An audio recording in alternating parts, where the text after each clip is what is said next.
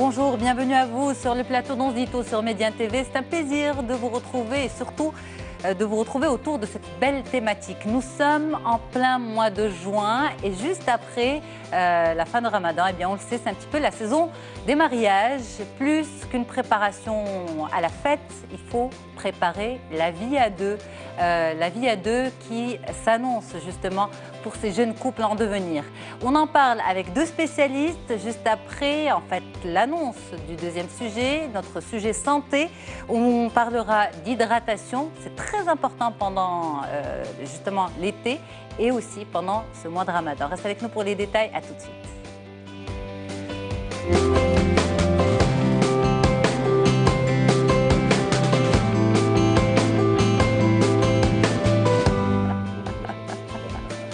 Allez, on y va pour cette discussion avec deux spécialistes qui ont accepté justement d'apporter leur expertise. Pas de recette miracle, pas de conseils, mais une prise de conscience de certaines situations problématiques de la vie à deux qui n'est pas facile, mais qui est à construire pour une belle expérience de vie, justement. J'en parle aujourd'hui avec Dr Atman Lorabi, psychiatre à Casablanca. Bonjour, docteur. Bonjour. Merci beaucoup d'être là. Je vous en prie. Merci. Et Madame Rita Tahri, bonjour. Bonjour. Vous êtes psychothérapeute du couple. Merci beaucoup, Madame, d'être là. Vous êtes sur Casablanca aussi. Exactement, merci à vous. Alors, justement, la fête, la célébration, la maria, tout ça, c'est très, très beau. C'est important, on va dire. Ça fait plaisir, puisque en général et souvent, c'est supposé être pour eux une vie, une fois dans la vie plutôt. Mais la vie à deux, c'est tout ce qui vient après. Est-ce que dans la tête de ces jeunes couples, et je vous poserai la question à tous les deux, justement, je commence par Rita Tahri, on commence par les femmes justement, est-ce que dans la tête de ces jeunes couples, après la fête, c'est la vraie vie qui démarre? Eh bien, pas toujours.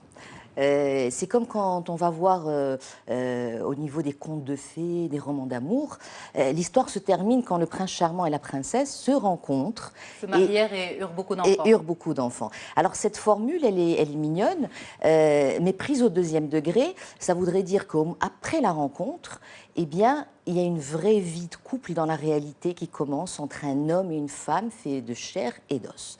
Donc, effectivement, il y a encore dans l'imaginaire un peu de cette jeune génération cette idée que on va rencontrer l'autre et au moment où on le rencontre, c'est une fin en soi. Absolument. On a atteint l'objectif.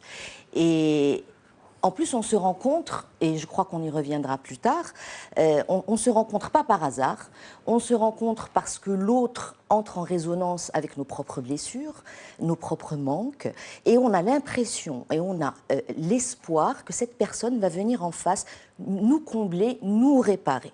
Donc vous imaginez bien, arriver à la réalité, avec des attentes aussi démesurées, eh bien la désillusion qu'il peut y avoir souvent. Ok, et souvent, mais justement, restons positifs. Ah oui, bien sûr, c'est l'objectif. C'est le but aussi aujourd'hui, parce qu'une vie à deux bien construite, en prenant en considération ses failles aussi, ses faiblesses, son imperfection, ça en fait une belle aventure à deux. Docteur Lorabi, Atman, justement, ces jeunes couples en devenir, sont-ils conscients de ce que c'est que vivre à deux, justement, de ce que c'est que l'engagement du mariage?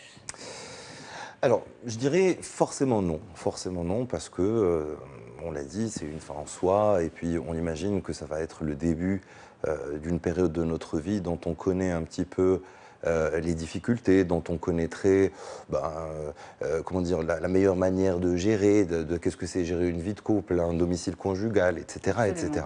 Mais tout ça, on oublie que quand on parle de vie conjugale, on parle d'abord et avant tout de concession. Je parle de vie conjugale avant de parler de couple. C'est-à-dire que, bien évidemment, on a deux personnes qui sont toutes les deux pourvues de liberté, de désir, de principes, de beaucoup de choses.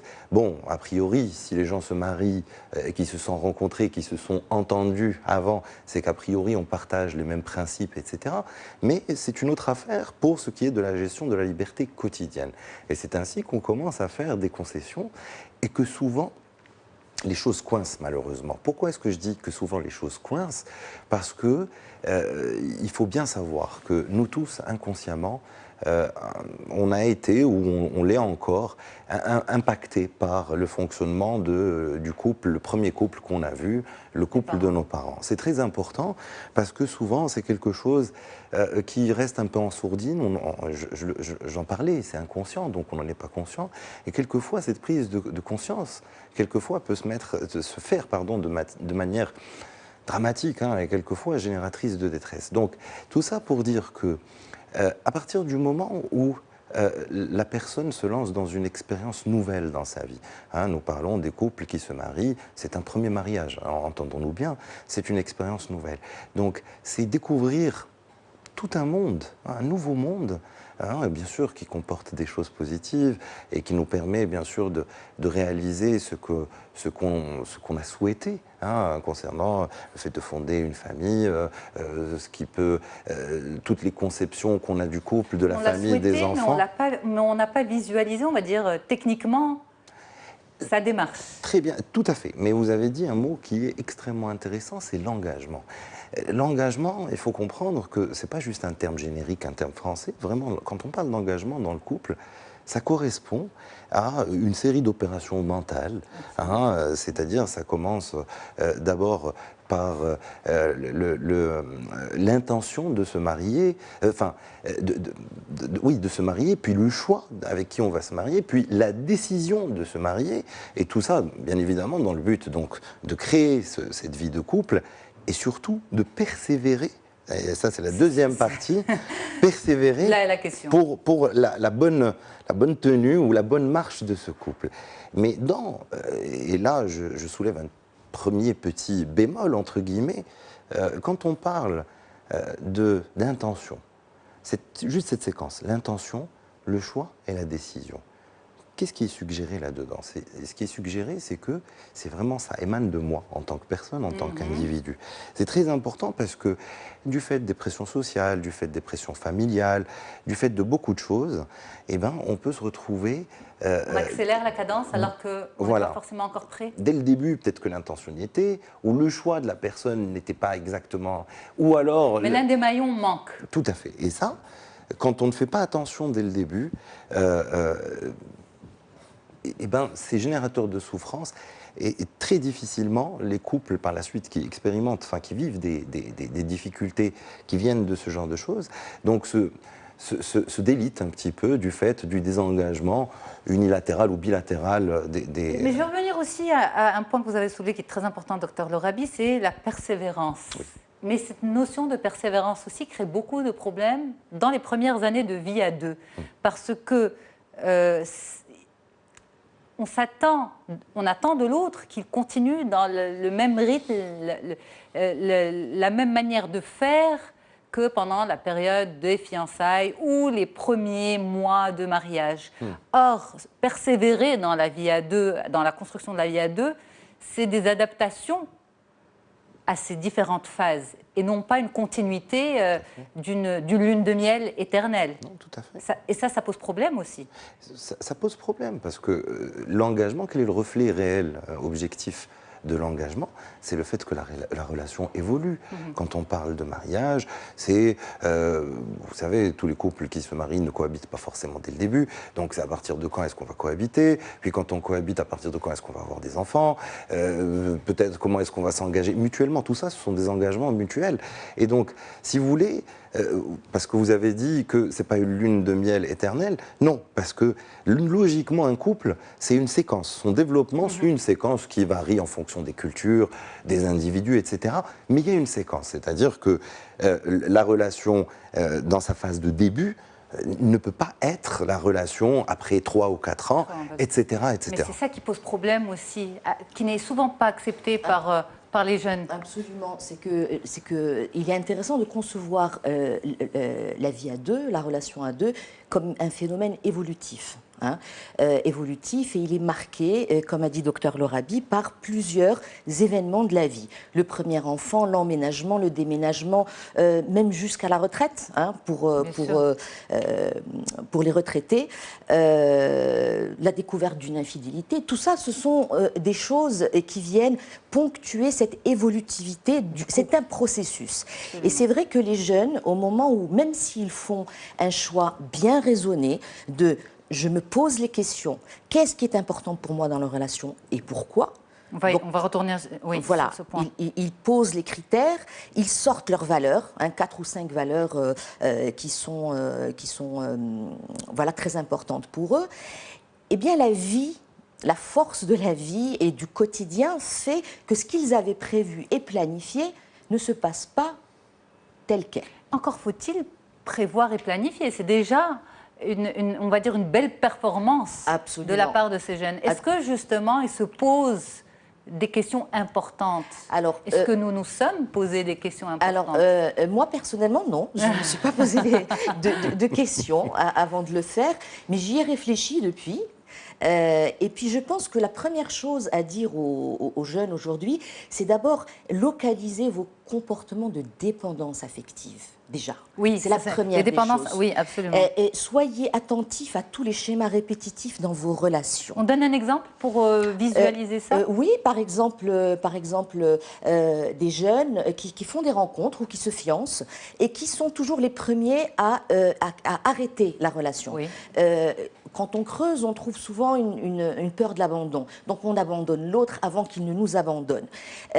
Soyez vraiment, portez votre attention sur ce genre de schéma répétitif pour pouvoir aller nourrir ces carences affectives. Alors on peut se faire accompagner, mais la meilleure des choses qui est la plus naturelle, c'est de s'apprivoiser, de s'observer, de se donner le temps de se connaître soi-même, absolument. Ne pas être dans cette course à rencontrer son prince charmant ou sa princesse charmante, et voilà, c'est fait. Ce n'est que le commencement. Et puis quand on s'apprivoise, eh bien on arrive à poser ces critères-là, on arrive à se poser les bonnes questions, savoir quelles sont nos valeurs. Et du coup, quand on sait ce que l'on cherche, ou on sait ce qu'on veut, on sait qui on cherche. Quand donc on sait qui nous sommes et qui on est, bien sûr. Et qui on est, eh bien on sait qu'est-ce qu'on cherche et qui on cherche. Alors justement, par rapport à ça, on entend souvent une phrase « je ne pensais pas que le mariage, c'était ça. Si j'avais su ». Justement. Est-ce que vous l'entendez en cabinet, docteur Lorabi? Oui, très souvent, mais très souvent, ce n'est pas inhérent au mariage, mais c'est inhérent à toutes les difficultés qui ont été engrangées au fil des années, parce que souvent, même si au début, il peut y avoir des difficultés, comme dans tous les couples, souvent, dans l'évolution de tel ou tel couple, on trouvera peut-être un événement qui n'a pas été comment dire, bien appréhendé par le couple. Et qu'est-ce que j'entends par bien appréhendé? C'est-à-dire qu'on travaille dessus, qu'on essaye de comprendre ce qui s'est passé en fonction de la nature, bien évidemment, de l'événement. Et ce sont des petites choses comme ça qui s'accumulent au fur et à mesure. Puis il y a les enfants, etc. On met un petit peu sa vie de couple en sourdine, entre parenthèses, etc. Et puis un beau jour, malheureusement, souvent, peut-être vers la retraite, c'est ce qui arrive le plus souvent, parce que c'est là qu'il y a les départs des enfants et qu'on se reconnecte, entre guillemets, ou qu'on essaie de se reconnecter avec son conjoint, on se rend compte qu'on a accumulé beaucoup de choses, voilà, qui peuvent quelquefois, mais vraiment, aboutir à une profonde haine. Alors, pour les jeunes qui nous suivent, peut-être qu'ils pourront se dire, oui, mais nous, on est quand même bien loin de tout ça, hein, la retraite, les enfants, le départ des enfants, on est bien loin. Mais ce qu'il faut rappeler, c'est que ça va relativement vite, absolument, et que tout se construit dès le départ. Oui, tout se construit dès le départ, et j'ai l'impression que prendre conscience que le partenaire, le mari, le conjoint ou la femme est un miroir de nos aspects à nous, un miroir de nos blessures, de nos peurs, de nos croyances, et aussi un miroir de tout ce qu'on ne se permet pas. Et cet effet miroir fait que souvent, on vient chez moi pour me dire « Ah, mais mon mari ou ma femme, c'est le champion pour appuyer sur le bouton qui fait mal. » Eh bien, c'est pas le mari ou l'épouse qui est le bourreau, mais ce bouton-là, c'est votre douleur. Alors, prenez-vous en charge, responsabilisez-vous par rapport à ce qui vous fait mal, et prenez votre conjoint ou votre femme comme quelqu'un qui vous donne une opportunité de se reconnecter à soi, de se guérir quelque part. Et souvent, cet effet miroir qui est indéniable dans un couple, parce que c'est un jeu avec un autre en face, eh bien, il est mal interprété, je trouve. Et j'ai souvent des couples qui, quand ils comprennent cet effet miroir, se remercient presque. Merci de m'avoir permis d'évoluer. C'est juste que... C'est justement, ça c'est très important, parce que la vie à deux, en fait, c'est un exercice, on va dire, une aventure qui doit permettre à l'autre d'évoluer d'une manière ou d'une autre. Alors, certains spécialistes disent qu'il faut justement, à travers notamment ce genre d'émission, préparer les jeunes à une prise de conscience, préparer les jeunes à la vie à deux. Est-ce qu'on peut tout anticiper ? Est-ce que c'est possible? Moi, j'aurais tendance à dire non. Non, on ne peut pas anticiper grand-chose. Quand on parle de planning prévisionnel, ce sont des prévisions. Ça ne veut pas dire que c'est effectivement ce qui va se passer, d'abord et avant tout. Et puis, on peut même se poser la question, mais pourquoi est-ce qu'on doit anticiper? Parce que dans l'absolu, on anticipe quand on a peur de ne pas savoir gérer le moment venu. Oui. Hein, c'est très important. Mais pour aider les jeunes... Face aux chiffres du divorce. Oui, alors ça, faut voir, je pense qu'il faut le voir d'un point de vue socio-culturel aussi, pas uniquement psychologique. Mais quand on parle de préparer les jeunes, il y a quelque chose de très important et qui est un peu tabou dans notre société, plus que les histoires de charnelles, etc., c'est l'intimité émotionnelle. Qu'est-ce que j'entends par l'intimité émotionnelle? C'est la capacité qu'aurait chacun à faire rentrer donc son conjoint dans ce qu'il ressent, dans sa vie affective, dans sa sphère affective personnelle. Alors, pourquoi est-ce que je dis que c'est un tabou? Parce que ce que je remarque, moi, tous les jours, même dans des problématiques qui n'ont absolument rien à voir avec le mariage, c'est qu'on a énormément de mal à, d'abord, mettre le doigt sur exactement quelle émotion je suis en train de ressentir à l'instant T. Alors, ce qu'on arrive à dire souvent, c'est que ça m'énerve ou ça m'agace, point. Mais on n'arrive pas à dire est-ce que ça me met en colère, est-ce que ça me blesse, est-ce que ça me fait peur. C'est très difficile à appréhender. Et puis, donc, une fois qu'on le sait, si on arrive à l'appréhender, c'est la première difficulté. La deuxième difficulté, c'est arriver à le verbaliser. C'est très important, je dis verbaliser, pas communiquer.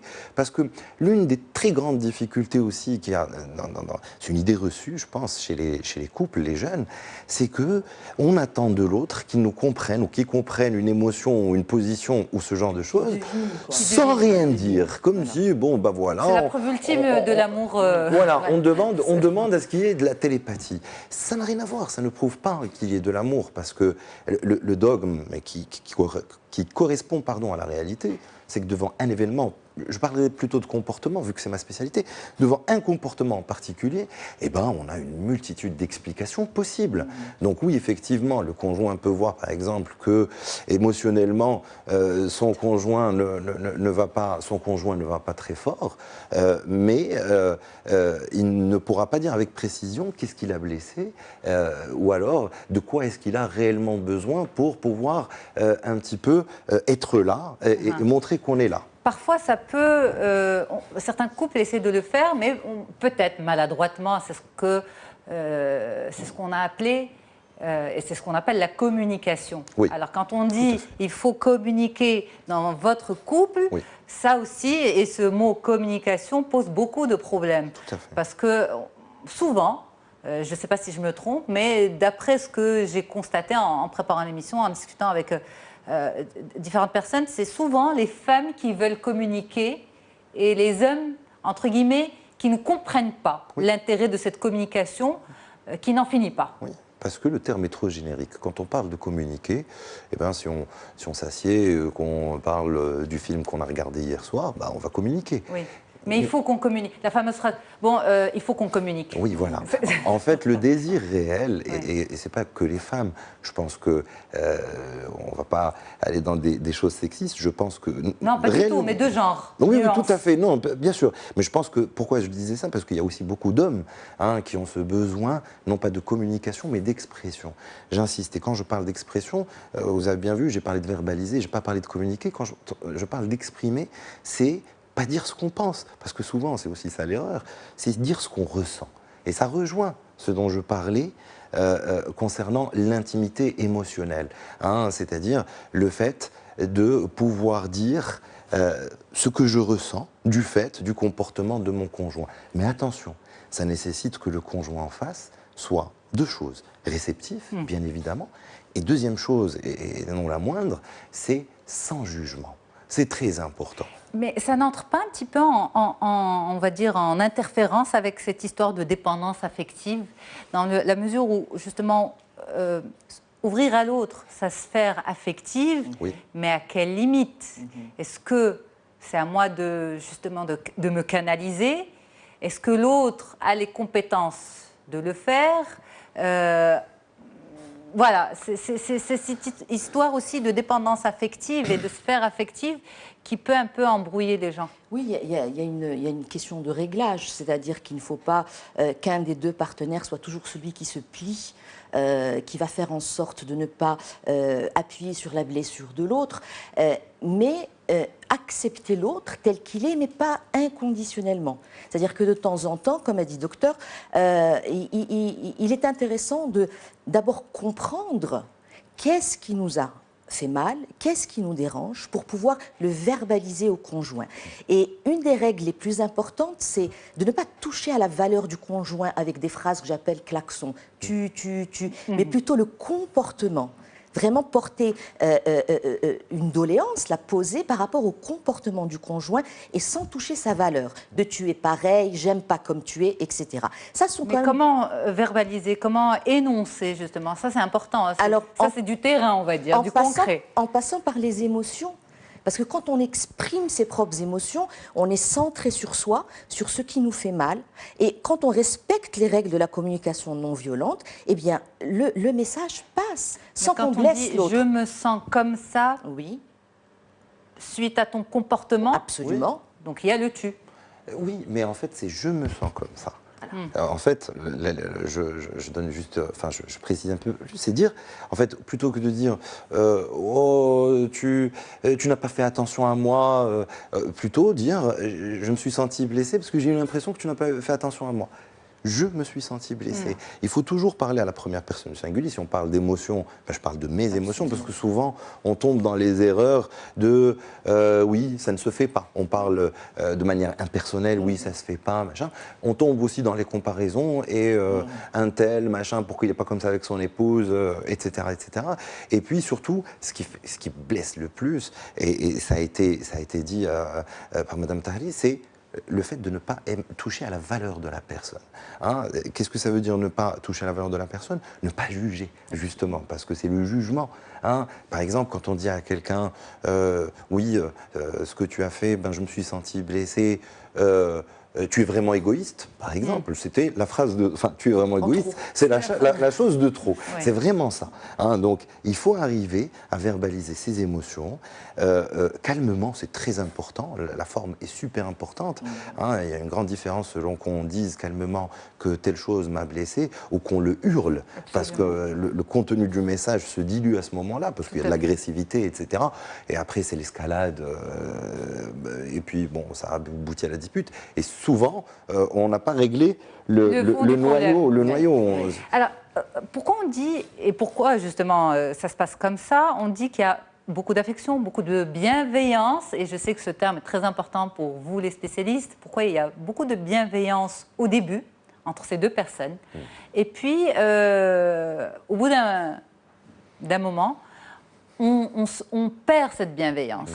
Elle s'estompe. On oublie cette bienveillance, en fin de compte, elle se dilue un peu avec le temps, parce qu'au début du mariage, on est dans un fantasme de fusion, du 1 plus 1 égale 1. On est une seule entité, nous ressentons les mêmes choses, nous comprenons les mêmes choses, nous devinons les sentiments de l'autre, et qu'à un moment, avec un cycle que vit le couple, on a dit que c'était très évolutif, on se rend compte qu'on est deux entités complètement différentes, et en fonction des blessures aussi qui n'ont pas été réglées, on a des colères, des frustrations, parce que l'autre ne comprend plus vraiment, avec autant de fluidité, de téléguidage, comment on se sent. Mais il devrait deviner.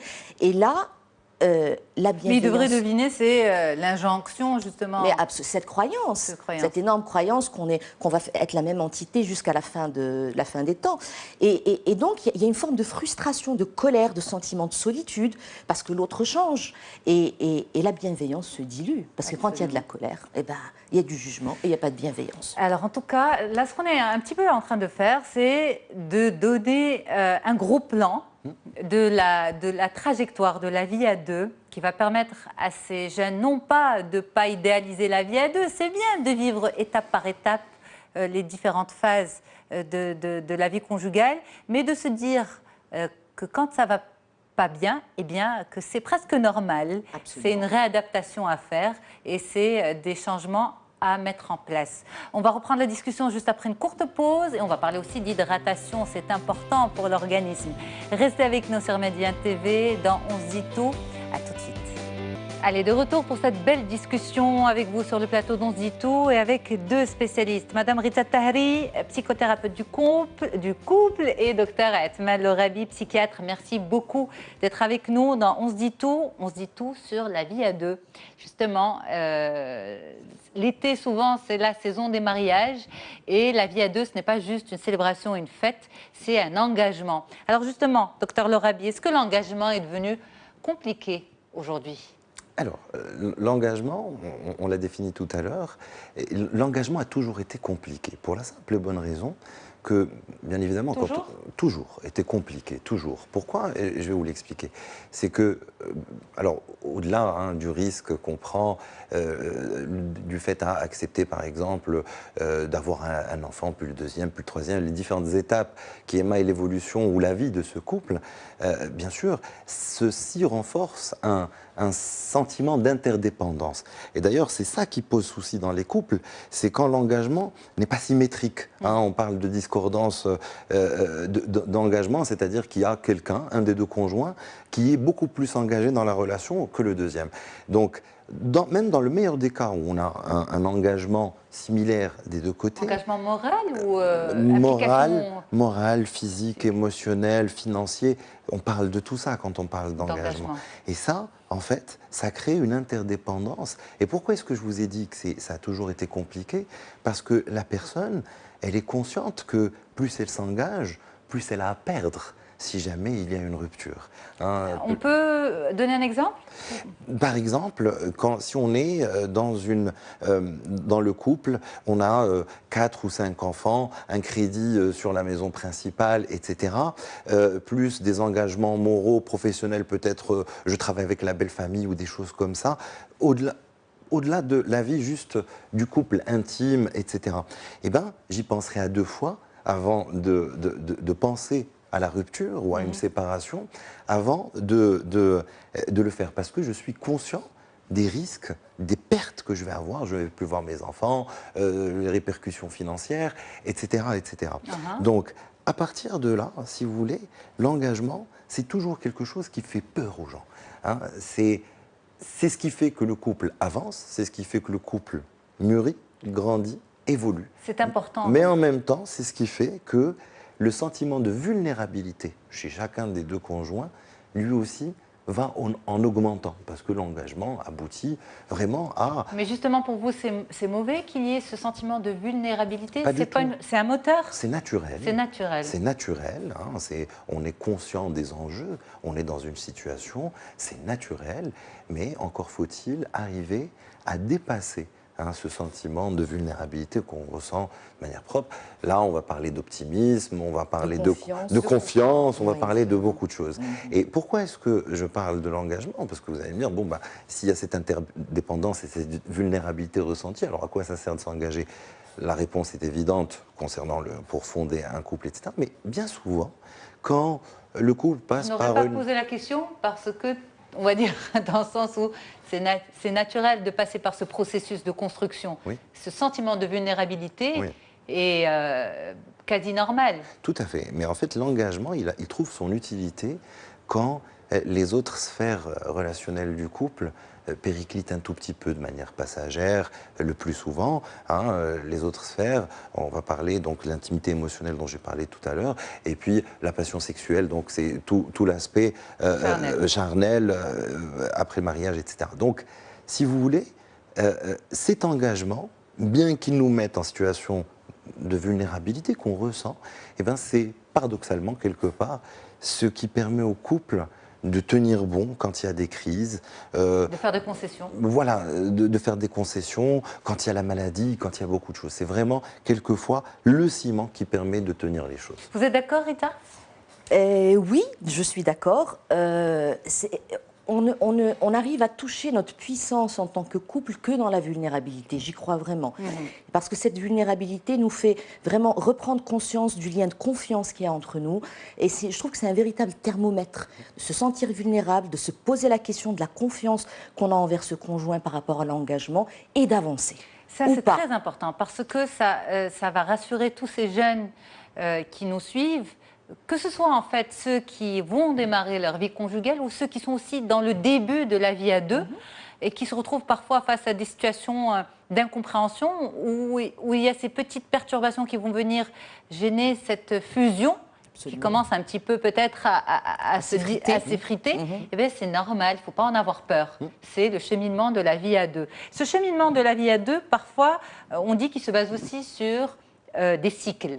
Le cycle des 3 ans, des 7 ans, des 14 ans. Vrai ou faux? Ça, mythe ou réalité? Alors, effectivement, il y a plusieurs phases tout au long de la vie d'un couple. C'est des étapes, des phases. Mais je ne sais pas si on peut y poser des dates, parce que ça dépendra de chaque couple. Oui. Les couples qui ont un enfant la première année de mariage ou ceux qui en ont 7 ans après. Mais ce qu'il faut savoir, c'est que tout drame de la vie, toute émotion très forte dans l'entourage du couple, comme j'ai dit, partir en retraite, avoir des enfants, tout cela, ce sont des sortes de césures dans l'évolutivité du couple, mais qui sont absolument nécessaires. Parce que nous-mêmes, en tant qu'humains, en tant qu'entité faisant partie du 1 + 1 = 2, eh bien, nous sommes évolutifs. Donc vraiment, se donner le droit, de temps en temps, de s'arrêter à un carrefour et puis de se poser les bonnes questions. D'avoir le droit de revisiter ses valeurs, ces bonnes questions, critères. Ça pourrait être quoi, par exemple? Les bonnes questions, c'est, par exemple, est-ce que je vais continuer à aller chez ma belle famille tous les samedis? Dieu est fait. Ben, si j'apprécie, oui. Voilà, et se donner le droit à un moment ou à un autre, j'ai plié par rapport à cette décision, par exemple, de mon conjoint, et bien maintenant, il va faire une concession. Ouais. Parce que le couple, ce ne sont que des réciprocités. Mais dans la bienveillance, pas dans la confrontation. Mais complètement. On en a parlé dans la communication non violente, où on ne touche pas à la valeur de l'autre, à sa valeur en tant que personne. Mais cet exemple de belle famille peut poser beaucoup de problèmes, peut-être chez les jeunes couples, parce que la belle famille est parfois considérée donc, comme sacrée, comme la valeur de l'autre, en fait, la valeur du conjoint. Donc, d'où l'intérêt d'insister sur la communication non violente et la bienveillance. Absolument, voilà. Absolument. Et proposer peut-être des sortes d'arrangements. On fait un samedi sur 2 et quand on n'est pas là-bas, on est juste ensemble ou en famille. Vraiment, il y a tellement de manières d'arriver à imposer, j'aime pas trop ce mot, sa façon de faire dans un couple, mais à trouver son équilibre. Dans la bienveillance. C'est tout à fait possible. À se mettre d'accord. À se mettre d'accord, voilà. Tout simplement, à se mettre d'accord, parce que qu'il y ait un désaccord, on l'oublie aussi souvent, ne veut pas dire qu'il va y avoir conflit. Ça, souvent dans notre culture, dès qu'on est en désaccord, ça veut dire qu'il faut qu'il y ait un conflit. Non, pas du tout. On peut très bien être en désaccord et respecter l'avis de l'autre, même s'il est contraire au mien, et puis on va interagir en bonne intelligence, essayer de trouver un accord, un compromis, qui va nous satisfaire, peut-être pas à 100% chacun, mais au moins à 80%. Ça, c'est important. Peut-être que ça ne va pas nous satisfaire à 100%. Ah non, bien sûr que non. Mais voilà, parce que souvent, dans ce genre de situation, on attend d'être satisfait pleinement. Oui. Vrai ou faux? Oui, tout à fait. Mais alors, les compromis, il y a plusieurs manières d'atteindre des compromis. Je peux être satisfait à 100% sur le point A, qui est un désaccord, qui représente un désaccord dans notre couple, mais en contrepartie, il faut que je sois à 0% de satisfaction sur le point B pour que mon épouse puisse être elle aussi satisfaite. Il y a plusieurs modalités pour trouver les compromis, mais par définition, ça veut dire céder un bout de sa liberté pour le bien-être de l'autre. Il doit y avoir une contrepartie. N'oublions pas les histoires de discordance dans l'engagement dans le couple, parce que c'est aussi ça qui le définit. Oui, la réciprocité est vraiment quelque chose de majeur. Et souvent, je dis au couple, apprenez à vous disputer. Puisque les disputes, c'est quelque chose de naturel, parce qu'on est deux entités différentes qui avons des évolutions différentes, eh bien, tant qu'à faire, faisons-en des disputes intelligentes. Parce que même, on n'a pas beaucoup parlé du pouvoir, des jeux de pouvoir dans le couple, eh bien, ces disputes, eh bien, elles aident à réguler cet équilibre du pouvoir dans le couple. Et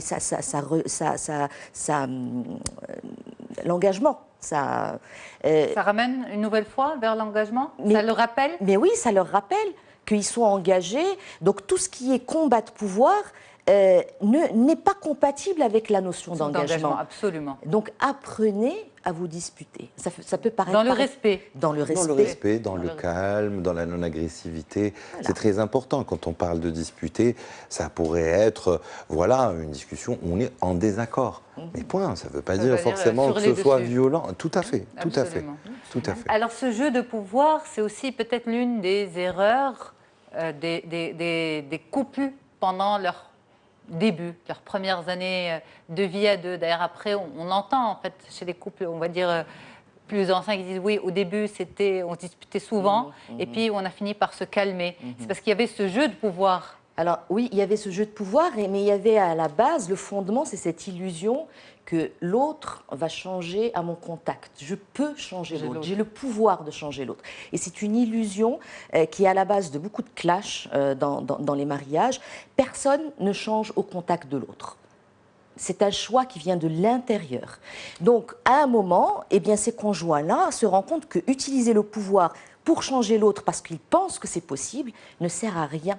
C'est énergivore et ça crée beaucoup de rancœur de vouloir changer l'autre. Parce que changer l'autre, ça voudrait dire vouloir toucher à sa valeur en tant que personne. À sa dignité. À sa dignité aussi. Et ça passe par un schéma de domination. Absolument. Quand on est dans ce genre de choses, ce qui est important, c'est ce qu'on pourrait éventuellement faire. Bien évidemment qu'on ne peut pas changer l'autre à son insu ou s'il ne veut pas. Mais bien sûr qu'avec un certain type de comportement, on peut inciter l'autre à prendre conscience de certaines choses qui peuvent peut-être le pousser à changer, s'il y arrive. Donc je mets beaucoup de conditions, c'est très important, parce que souvent, les gens, j'en reçois pas mal qui me disent, bon, j'ai tout essayé, mais ça n'a pas marché. Oui. Comme si c'était de sa faute. Oui. Mais il faut comprendre qu'on n'a pas le contrôle sur le couple en tant qu'individu. Un couple, c'est deux individus. Deux individus, et ben, chacun avec son illusion du contrôle, chacun avec ses désirs, chacun avec beaucoup de choses. Donc, on n'est pas dans le contrôle, on est copilote, on va dire ça comme ça. Ça, c'est très beau, absolument. Très belle image. Techniquement, très technique, mais ça pourrait être très romantique aussi. Pas très romantique, mais très efficace. Absolument, bien dit. En tout cas, merci beaucoup, Rita Tahri. C'est un plaisir d'échanger avec vous. Vous êtes psychothérapeute du couple et docteur Atman Lorabi, vous êtes psychiatre. On n'a pas donné de recette miracle parce qu'il n'y en a pas, justement, mais comment trouver son équilibre et être copilote de la vie à deux. C'était un petit peu ça notre belle discussion aujourd'hui dans On se dit tout. En tout cas, moi je reste avec vous parce qu'on a aussi un sujet santé à traiter. Bien prendre soin de son corps, ça passe aussi par l'hydratation. L'hydratation, qu'est-ce que ça veut dire? Surtout quand il fait très chaud et surtout pendant le mois de Ramadan, on en parle tout de suite. Restez avec nous sur Média TV.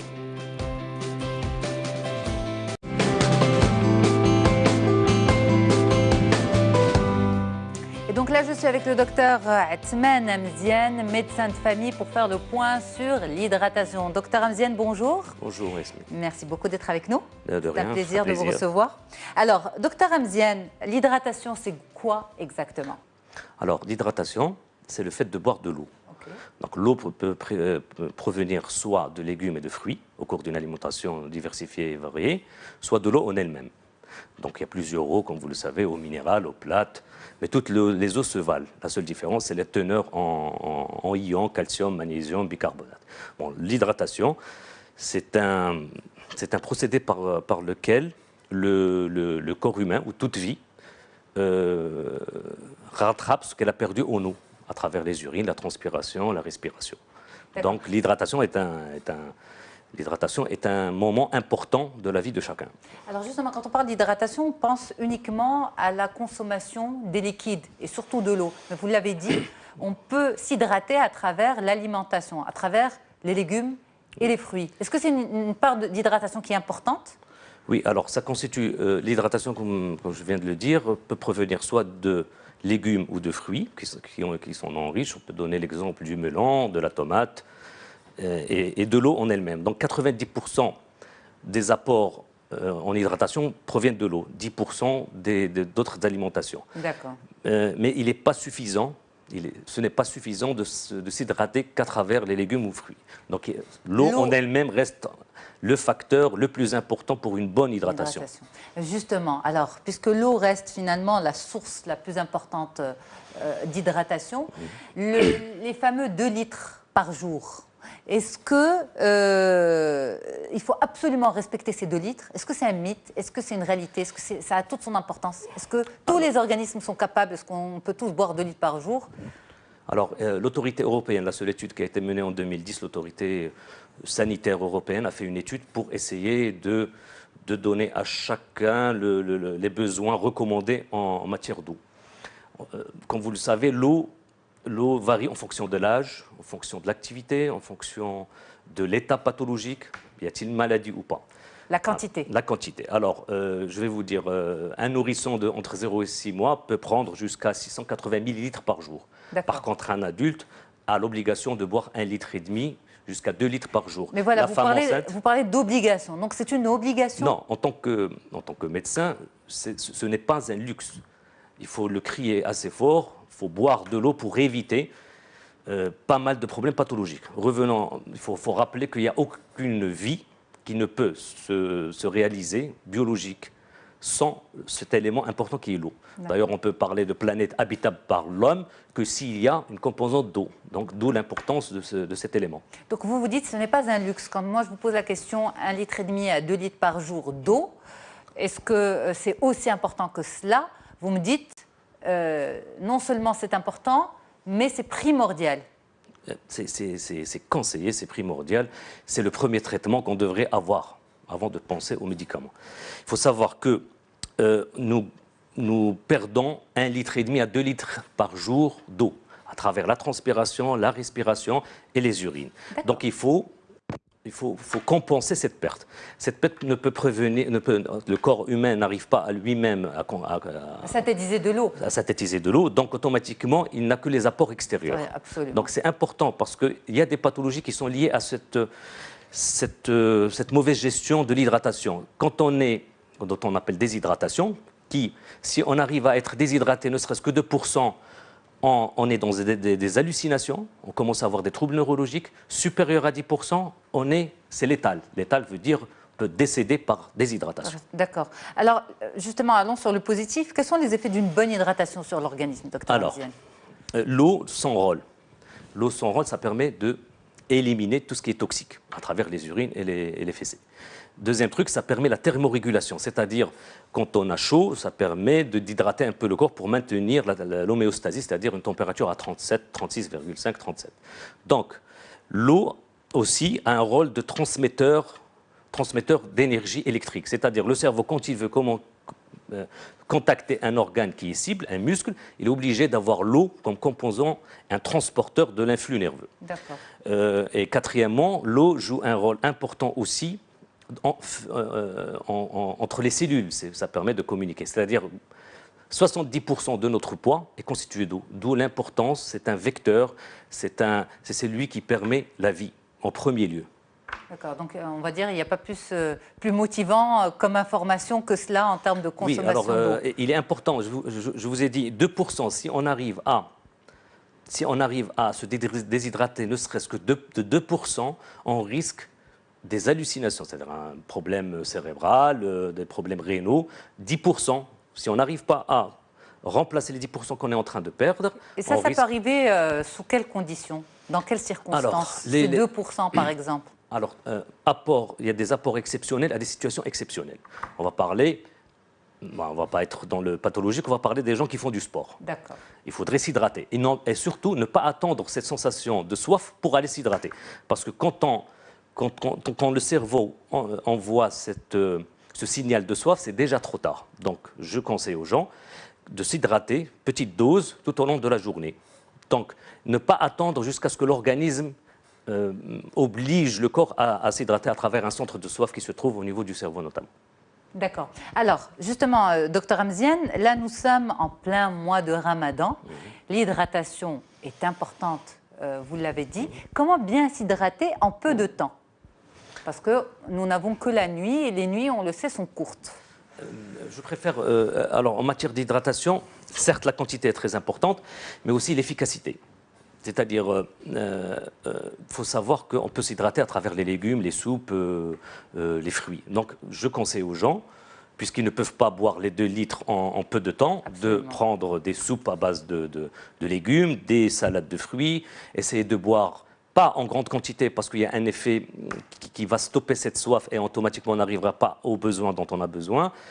Donc je conseille à ce qu'on boive de petites quantités tout au long de la période où on ne jeûne pas et surtout privilégier les salades, les fruits, les légumes qui sont aussi un bon apport en matière d'eau.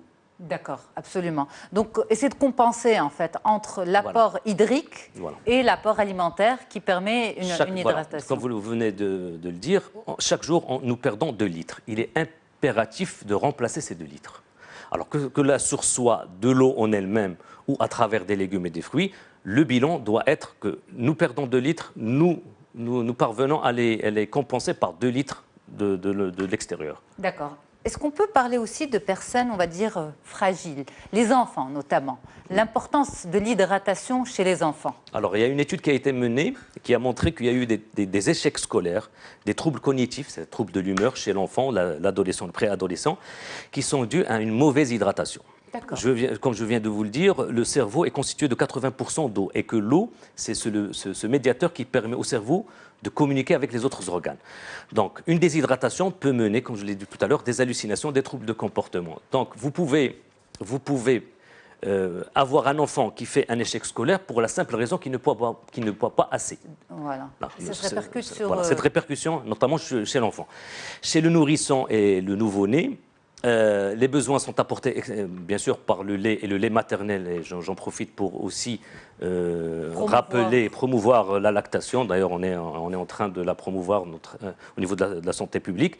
Le nourrisson a ses besoins à 680 millilitres par jour selon l'agence européenne et en fonction de l'âge les besoins augmentent. Et elles augmentent aussi chez les personnes disons séniles, personnes âgées. Parce que le centre de soif, au fur et à mesure de l'âge, ne répond plus de façon... C'est-à-dire qu'ils n'envoient pas le signal. Ils ne voient pas le signal comme quoi ils ont soif. C'est pourtant, nous avons assisté, on n'a pas les statistiques ici au Maroc, mais en France, il y a eu pas mal de décès, dû à la canicule. Oui. Voilà. Et donc, les personnes qui sont fragilisées, c'est les personnes qui n'arrivent pas à communiquer avec l'extérieur, c'est les jeunes enfants. Et les personnes âgées, dont le centre de soif n'arrive pas à exprimer le réel besoin du corps. Donc il y a ces 2 extrêmes. À côté de ça, il y a les personnes qui sont malades. Je pense aux insuffisants rénaux, je pense aux insuffisants cardiaques, je pense aux personnes dont ils ont une pathologie chronique. Là, les besoins du corps, et avec l'approbation de leur médecin, soit il y a des pathologies où on doit limiter un peu, je pense un peu aux insuffisants rénaux où l'apport en eau est limité. Il y a d'autres situations, notamment le diabète, où on conseille d'augmenter les besoins. Donc, en conclusion, 2,5 litres est une moyenne. Absolument. Femme enceinte devrait augmenter plus de litres, plus 500 ml par jour, puisqu'elle travaille, puisqu'elle essaie de compenser les pertes à elle, mais aussi celle de son fœtus. Donc 2,5 litres, voire 3 litres pour une femme enceinte? Oui. Et, franchement, il n'y a pas de limite. Oui. Il y a une seule limite, c'est ce qu'on appelle la potomanie. C'est une pathologie assez rare. C'est une forme de névrose liée à une consommation excessive d'eau D'accord. D'accord. Et donc, qui est une situation pathologique, ça donne une hémodilution. Donc Ça veut dire quoi? Hémodilution, c'est-à-dire une dilution du sang. D'accord. C'est-à-dire au lieu d'avoir, on va prendre. Mais on va dire que ça, on va dire les personnes malades le savent. Elles sont suivies, Voilà, elles font elles des sont suivies, recommandations. voilà, il y a des recommandations. On reste sur le général pour ne pas rentrer dans des choses un peu techniques qui vont nous dépasser. Donc, ce qui est très important, docteur Amziane, il faudrait peut-être revenir sur l'importance de s'hydrater le soir pendant cette période de Ramadan. Donc, vous l'avez dit, une hydratation qui va allier hydratation, apport hydrique et apport alimentaire. Donc, si on n'est pas capable de boire beaucoup d'eau, eh bien miser sur une alimentation qui apporte... notamment légumes et fruits, des soupes, être un peu ingénieux en matière de gastronomie et éviter tout ce qui est sec, tout ce qui n'a pas de valeur nutritive importante. Je pense notamment à tout ce qui est fait à base de farine, seulement à base de farine, le fameux shbakia et tout ce qui va avec.